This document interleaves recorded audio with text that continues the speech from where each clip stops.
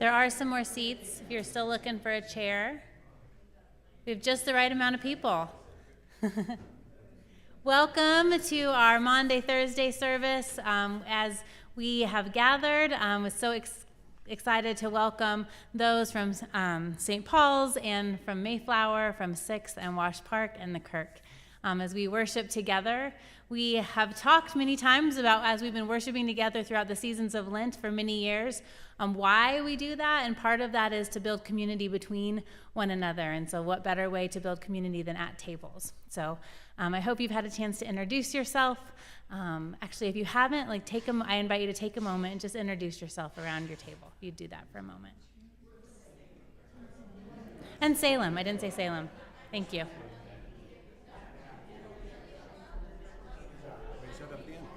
I know. Okay.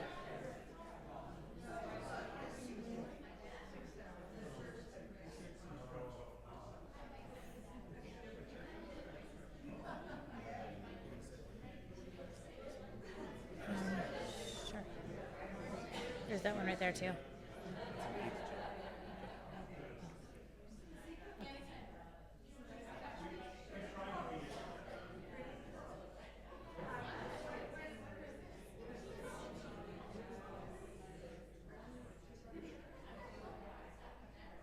You should sit there. They're all my people. Doesn't matter. That's true.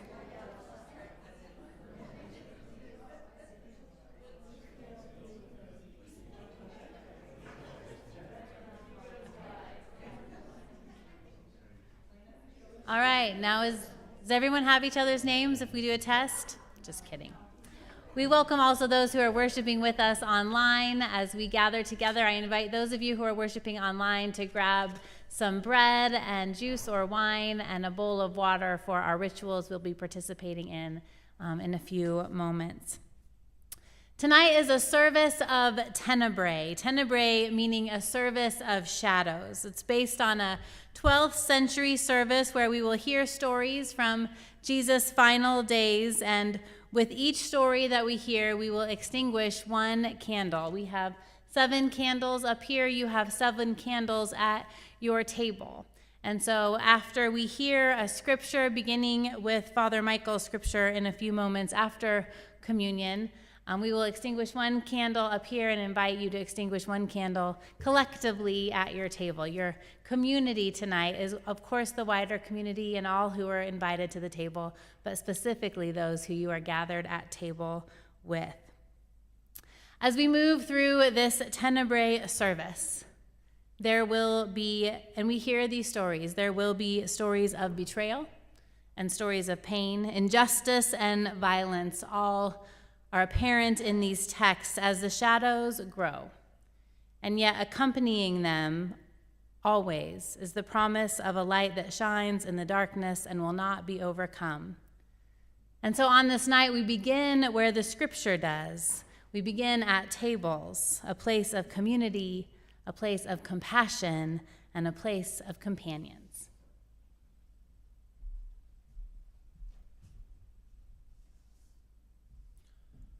On the first day of unleavened bread, the disciples came to Jesus saying, "Where do you want us to make the preparations for you to eat the Passover?" He said, "Go into the city to a certain man and say to him, 'The teacher says, my time is near. I will keep the Passover at your house with my disciples.'" So the disciples did as Jesus had directed them, and they prepared the Passover meal.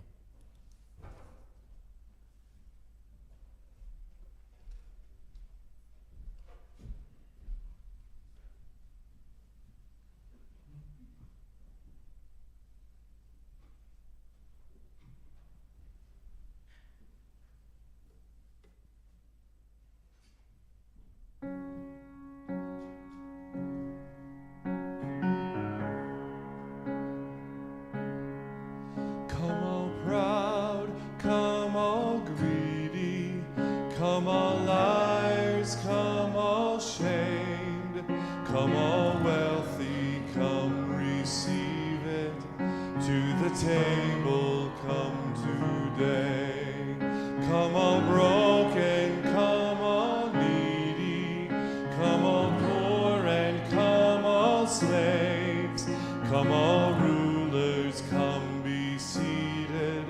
Come all sinners, come all saints, come to the table, from near and far.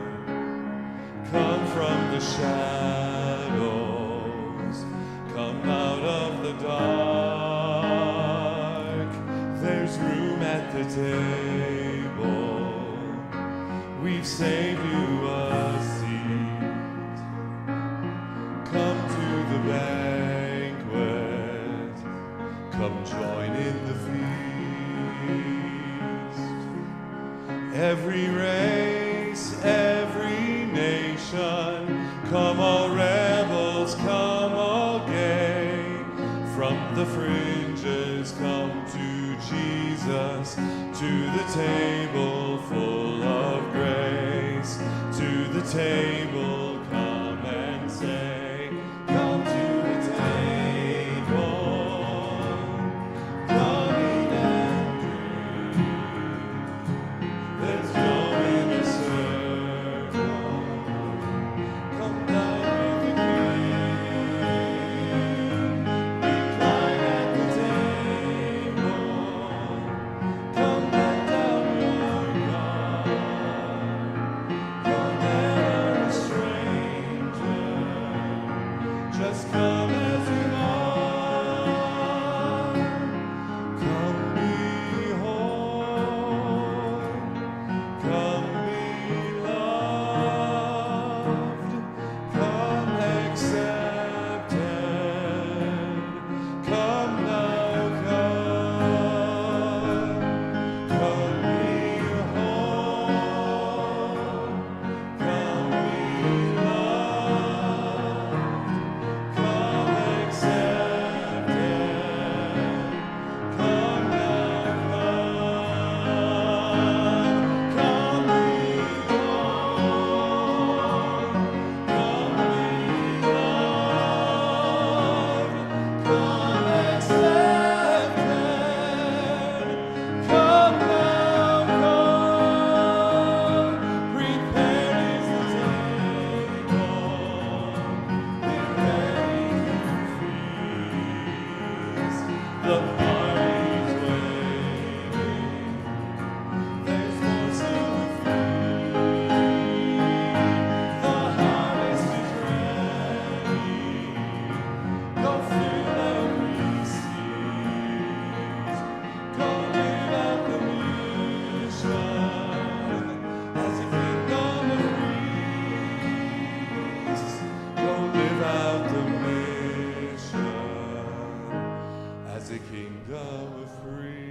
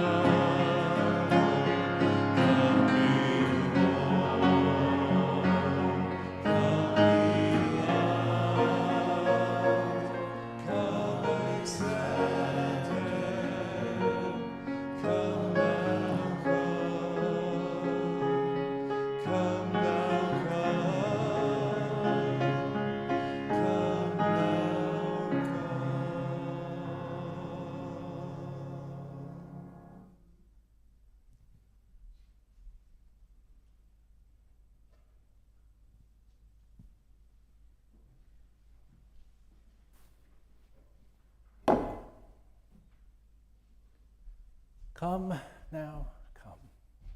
Gathered at these tables where all are welcome. Tonight, as we celebrate the sacrament of communion, we're going to do it a little differently. At each table, there's a gluten-free loaf and a cup. And there's papers that have the words of institution on them. So we're going to go around each person. Oh boy, don't know where to stand. Okay.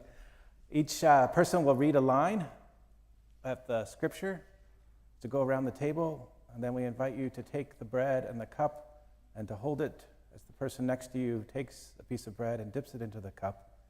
If you know their name, we invite you to say their name as you offer the elements. If you don't, just ask. The gifts of God for the people of God.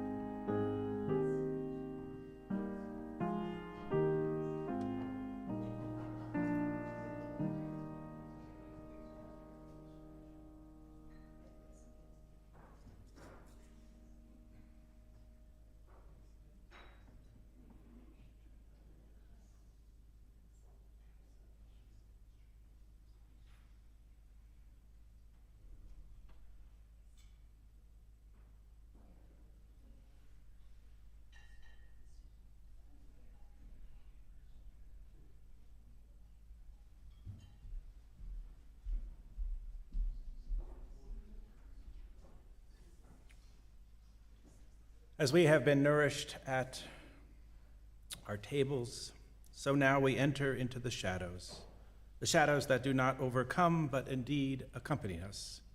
Let us journey to Gethsemane. Journey to Gethsemane,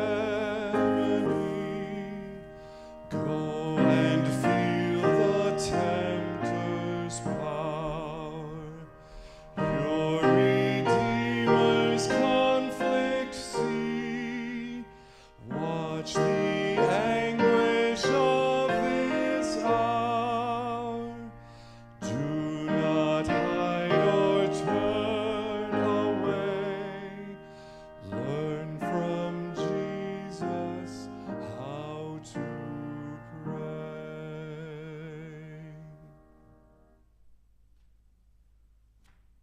And while they were eating, Jesus said, "Truly I tell you, one of you will betray me." And they became greatly distressed and began to say to him one after another, "Surely not I, Lord." He answered, "The one who has dipped his hand into the bowl with me will betray me. The Son of Man goes as it is written of him. But woe to that one by whom the Son of Man is betrayed. It would have been better for that one not to have been born." Judas, who betrayed him, said, "Surely not I, Rabbi." He replied, "You have said so." Please extinguish one of the candles at your table.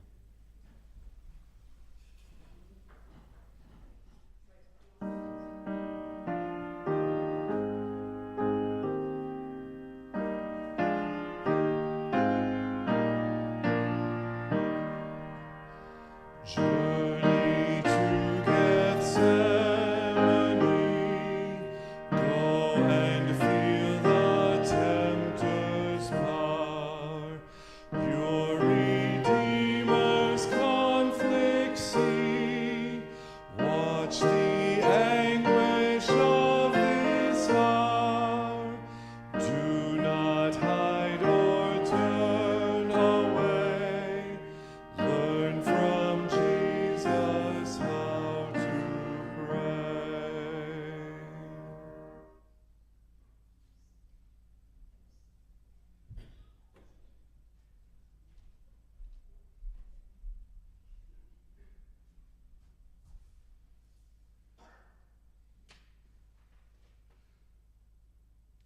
Then Jesus said to them, "You will all become deserters because of me this night, for it is written, 'I will strike the shepherd, and the sheep of the flock will be scattered.' But after I am raised up, I will go ahead of you to Galilee." Peter said to him, "Though all become deserters because of you, I will never desert you." Jesus said to him, "Truly I tell you, this very night, before the cock crows, you will deny me 3 times." Peter said to him, "Even though I must die with you, I will not deny you." And so said all the disciples.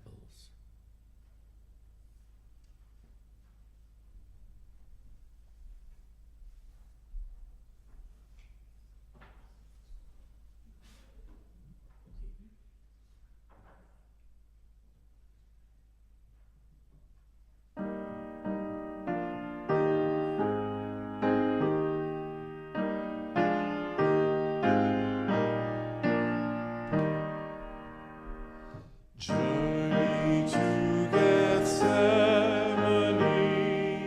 go and feel the tempter's power. Your Redeemer's conflict see, watch the anguish of this hour. Do not hide or turn away, learn from Jesus how to pray. Then Jesus went with them to a place called Gethsemane, and he said to his disciples, "Sit here while I go over there and pray." He took with him Peter and the 2 sons of Zebedee and began to be grieved and agitated. Then he said to them, "I am deeply grieved, even to death. Remain here and stay awake with me." And going a little farther, he threw himself on the ground and prayed, "My Father, if it is possible, let this cup pass from me. Yet not what I want, but what you want." Then he came to the disciples and found them sleeping. And he said to Peter, "So, could you not stay awake with me 1 hour? Stay awake and pray that you may not come into the time of trial. The spirit indeed is willing, but the flesh is weak." Again, he went away for the second time and prayed, "My Father, if this cannot pass unless I drink it, your will be done." Again, he came and found them sleeping, for their eyes were heavy. So leaving them again, he went away and prayed the third time, saying the same words. Then he came to the disciples and said to them, "Are you still sleeping and taking your rest?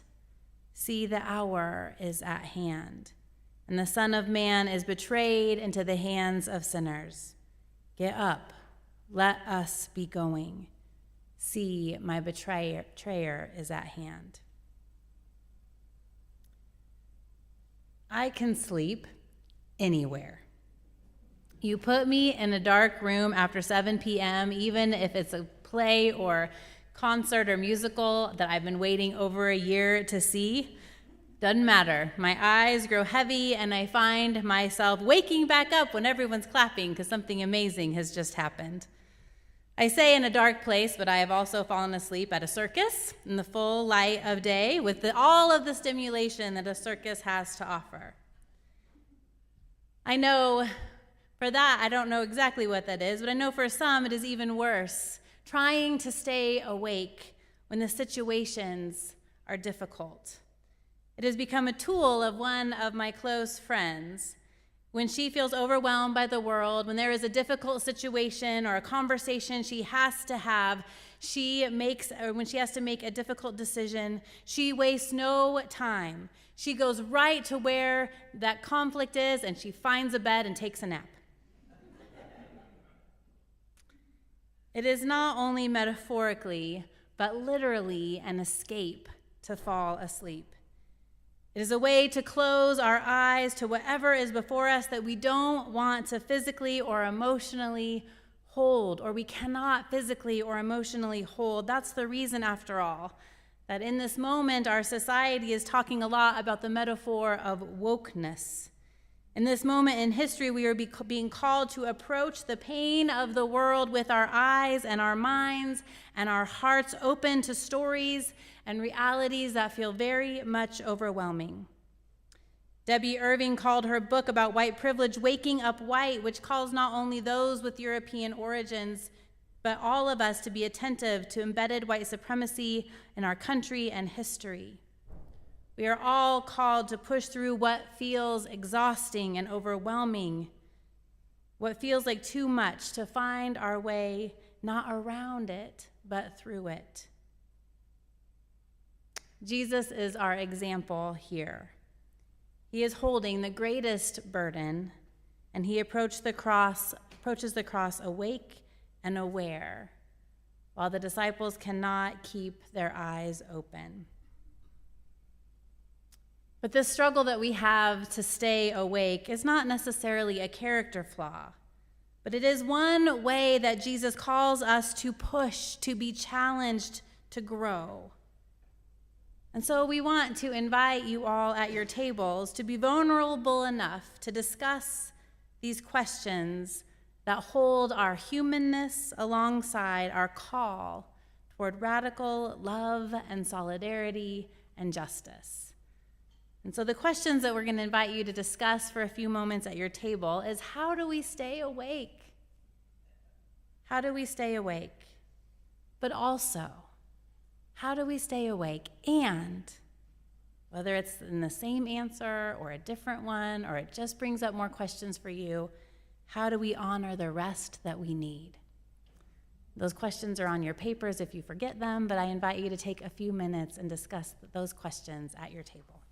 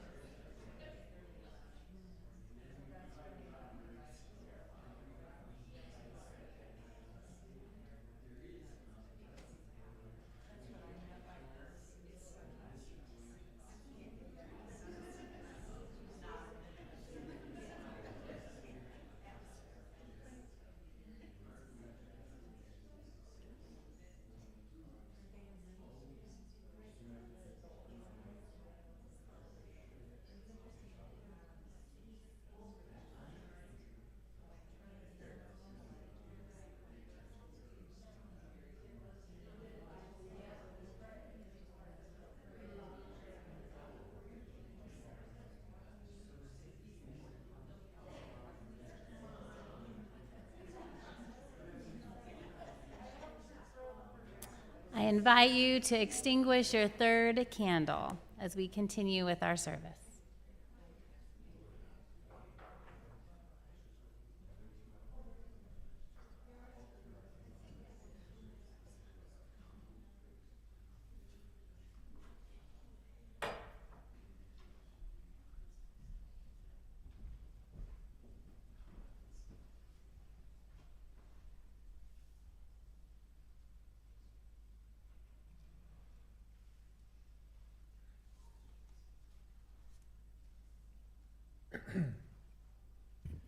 And the story continues.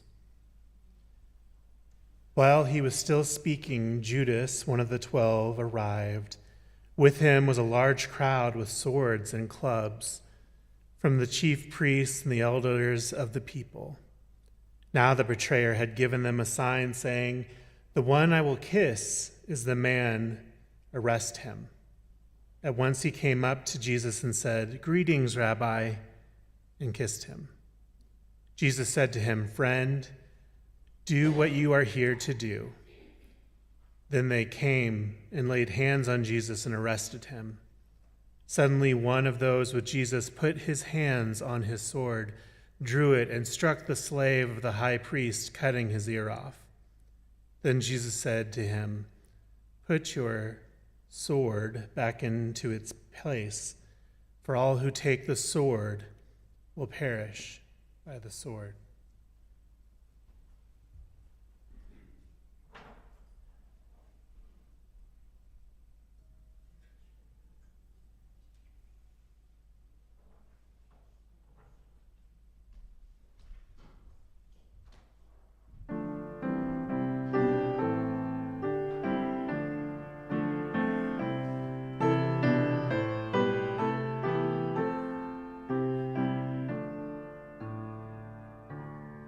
What wondrous love is this, O my soul, O my soul? What wondrous love is this, O my soul?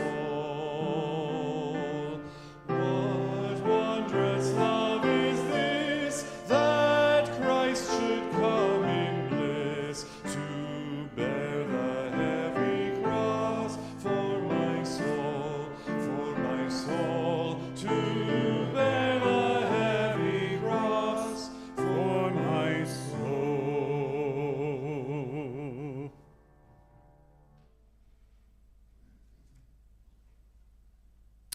Jesus, knowing that the Father had given all things into his hands, and that he had come from God and was going to God, got up from the table, took off, right?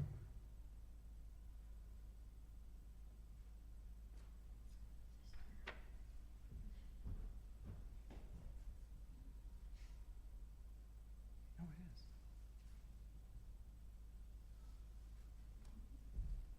Threw me, we're out of order.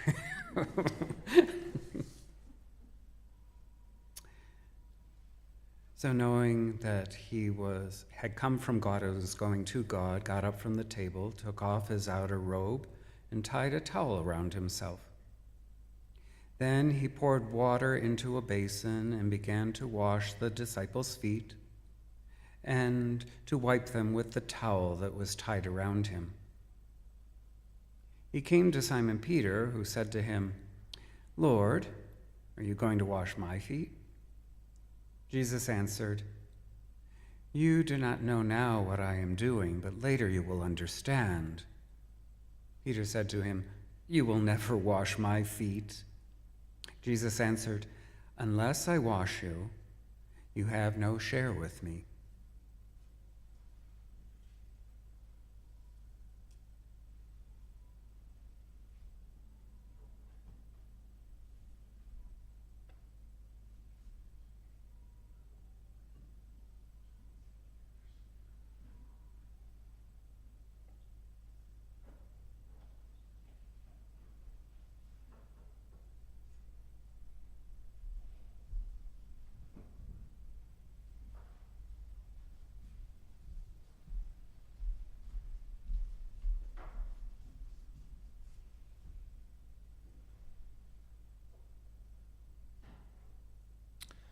Now, at the festival, the governor was accustomed to release a prisoner for the crowd, anyone whom they wanted. At that time, they had a notorious prisoner called Jesus Barabbas. So after they gathered, Pilate said to them, "Whom do you want me to release for you? Jesus Barabbas or Jesus who is called the Messiah?" For he realized that it was out of jealousy that they had handed him over. He asked, "What should I do with Jesus who is called the Messiah?" All of them said, "Let him be crucified." Then he asked, "Why? What evil has he done?" But they shouted all the more, "Let him be crucified." So when Pilate saw that he could do nothing, rather that a riot was beginning, he took some water and he washed his hands before the crowd, saying, "I am innocent of this man's blood. See to it yourselves." Two stories of washing. Jesus washing the feet of his disciples, Pilate washing his hands, calling him innocent. You know, Lent, they say, is a journey that is both outward and inward. The outer part, we think about how it is we serve one another, how it is we look at the world and say, where is our place to make a difference? And the inner journey is one of the heart that draws us closer to the cross, that draws us closer to God. These two stories of washing are literal. We literally, some places you wash the feet of one another, and tonight we'll wash one another's hands. But they're also figurative, the washing. You know, we have a little bit of Jesus in us, and we have a little bit of Pilate in us too. So the next time we're going to have a little discussion is to think about the ways in which we wash our hands easily of stuff, figuratively. What is it that we just don't want to get dirty with?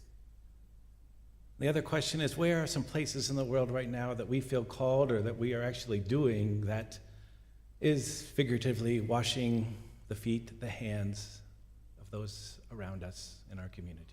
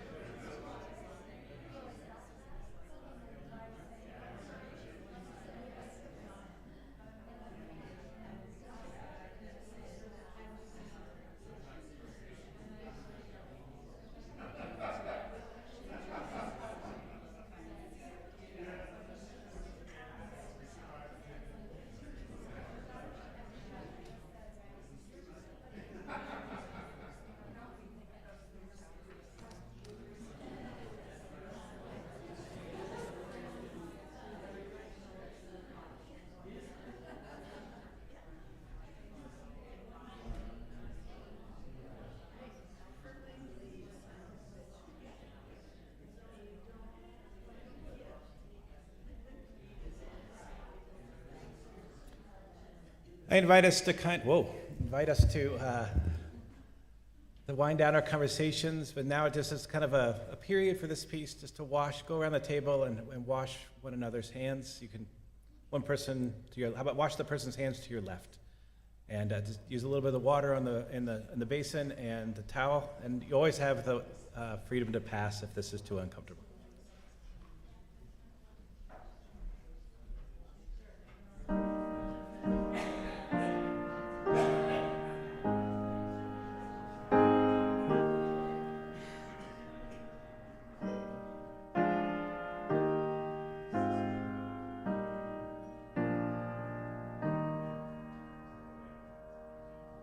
Follow then to Pilate's hall, view the Lord of life arraigned,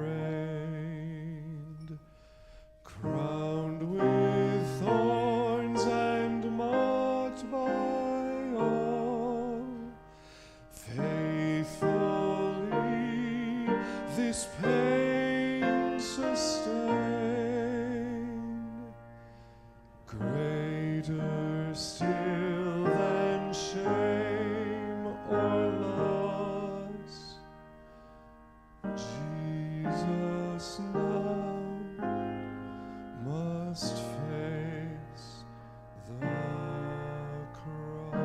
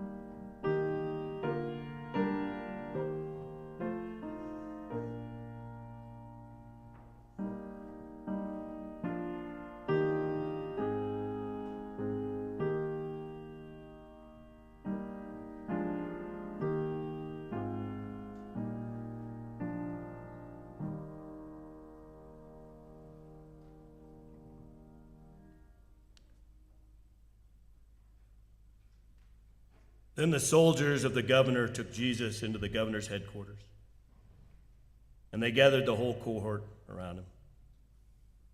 They stripped him and put a scarlet robe on him, and after twisting some thorns into a crown, they put it on his head. They put a reed in his right hand and knelt before him and mocked him, saying, "Hail, King of the Jews!" They spat on him and took the reed and struck him on the head. After mocking him, they stripped him of the robe and put his own clothes on him. Then they led him away to crucify him.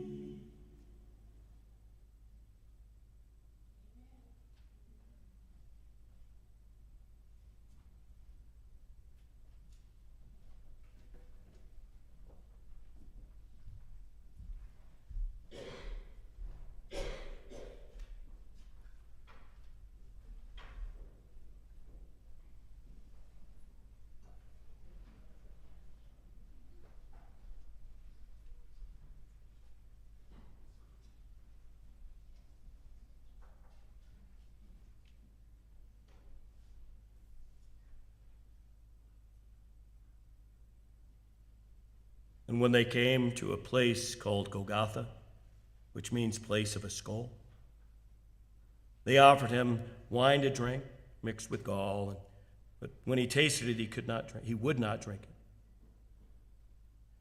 And when they had crucified him, they divided his clothes among themselves by casting lots. Then they sat down there and kept watch over him. Over his head, they put the charge against him, which read, "This is Jesus, the King of the Jews."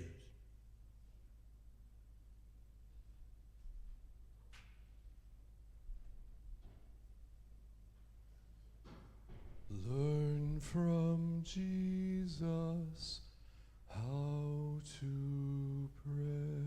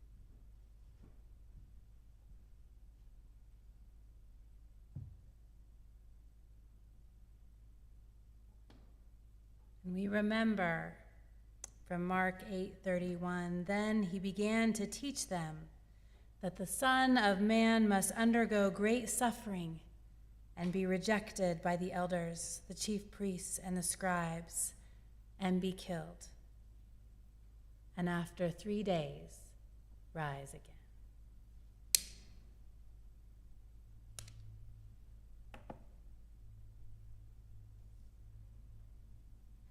Let us depart in silence.